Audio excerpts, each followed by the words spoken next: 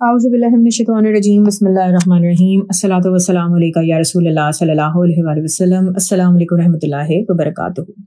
एक बहन कहती हैं कि मैं दरूद इब्राहिम पढ़ती हूँ और दरूद नज़्र करम भी। मुझे अपना एक मुशाहिदा शेयर करना है।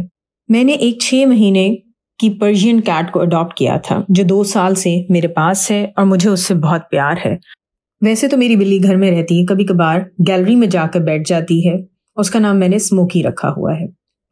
कुछ दिन पहले की बात है कि शाम 6 बजे के करीब देखा तो मुझे स्मोकी कहीं नजर नहीं आया। मैंने पूरा घर देख लिया, कहीं नहीं मिला।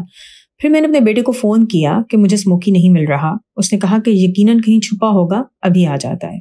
कुछ और देर गुजरी, अब तो काफी घंटे गुजर चुके थे। बहरहाल जिनके पास पेट्स होते हैं वो इस बात को समझ सकते हैं कि अगर आपका पेट ना मिले तो किस कदर बेचैनी होती है और किस कदर तकलीफ में आप होते हैं। फिर मैंने दोबारा अपने बेटे को बोला, वो घर आया, उसने भी ढूंढा लेकिन स्मोकी नहीं मिला। गली में भी जाके देखा, एरिया के एक नेबर का दरवाज़ा खटखटाया, कहीं नहीं मिला। फिर मुझे यकीन हो गया कि स्मोकी कहीं गुम गया है। एकदम मुझे ख्याल आया कि मैंने कहीं सुना था कि हजूर सल्लल्लाहु अलैहि वसल्लम ने कहा है कि तुम्हारी कोई चीज़ गुम जाए तो दरूद पाक पढ़ा करो। मैंने फ़ौरन से दरूद इब्राहिमी पढ़ना शुरू कर दिया। इसी देर में साथ वाले नेबर्स ने बताया कि आपका बिल्ला हमारे घर कूदा था, हमने आपको आवाज़ दी लेकिन कोई जवाब नहीं आया और फिर वो घर से बाहर निकल गया और पीछे कंस्ट्रक्शन एक जगह हो रही थी, वहाँ कहीं देखा है। वहाँ के मजदूरों से पूछा तो उन्होंने कहा यहाँ देखा है, लेकिन फिर भी कहीं नहीं मिला। मेरा बेटा और उसके दोस्त मोबाइल की लाइट्स में काफ़ी देर तक उसको ढूंढते रहे। फिक्र इस बात की थी कि वो घर का पला हुआ था, इसीलिए अगर कहीं बाहर रहता दूसरे जानवर्स को नुकसान पहुंचा सकते थे। खैर रात गए तक जब हमें स्मोकी नहीं मिला तो सब लोग अपने घरों को वापस चले गए और मेरा बेटा घर के दरवाजे पर खड़ा हो गया। अचानक मुझे ख्याल आया कि मैंने एक वीडियो देखी थी कि जिसमें एक साहिबा ने अपने परिंदे के घर से बाहर चले जाने पर दरूद नज़्र करम पड़ा था तो उनका परिंदा घर वापस आ गया था।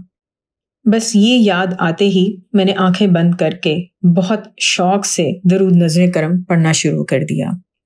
आप यकीन जाने के मुश्किल से मैंने 25 या 30 बार ही पढ़ा होगा कि मेरा बेटा जो दरवाजे पर खड़ा था पिछली गली में गया, वहां पर उसको बाइक के नीचे स्मोकी मिल गया और उसको लेकर घर वापस आ गया। इस दौरान मैं मुसलसल दरूद नज़्र करम ही पढ़ रही थी। स्मोकी को देखकर मेरी जान में जान आई। बस ये था कि अगर मैं किसी को खुद से दे देती तो मुझे तसल्ली होती कि वो खैरियत से है, लेकिन जब वो गुमा तो डर था कि कहीं रात को उसको कोई और बिल्ला या कोई जानवर नुकसान ना पहुंचा ले, कहीं गाड़ी के नीचे ना आ जाए और इसी तरह के बहुत सारे वहम। घर वापस आने पर उसने खाना खाया और सो गया। फिर मैंने जानमाज़ बिछाकर खूब दुरूद पढ़ा और अल्लाह ताला का शुक्र अदा किया।